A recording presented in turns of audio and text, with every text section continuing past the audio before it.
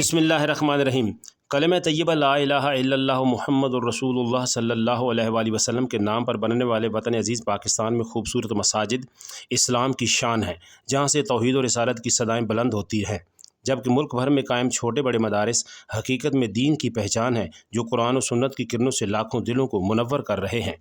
انتہائی خوشی کی بات یہ ہے کہ آج کے دور میں ملک منظور حسن کرپالکا کے پوتے، ملک محمد امیر نمبردار کے بھتیجے اور ملک دوست محمد کے بیٹے حافظ حسنین حیدر نے دینی مدرسے سے قرآن کریم حفظ کر کے اپنے اور خاندان کے لیے عظیم سعادت حاصل کی ہے۔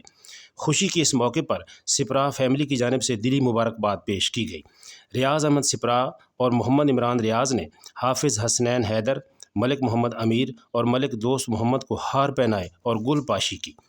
اس موقع پر کہا گیا کہ جب تک حافظ حسنین حیدر قرآن کریم کی تلاوت کرتا رہے گا، اس کی برکتیں گھر کے ساتھ ساتھ پورے شہر میں پھیلتی رہیں گی، اور خوش قسمت ہیں وہ والدین جو اپنے بچوں کے سینے آخری آسمانی کتاب قرآن کریم کے نور سے بھر دیتے ہیں۔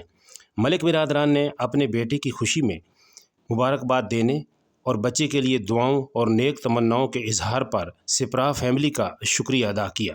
پاکستان پائندہ باد۔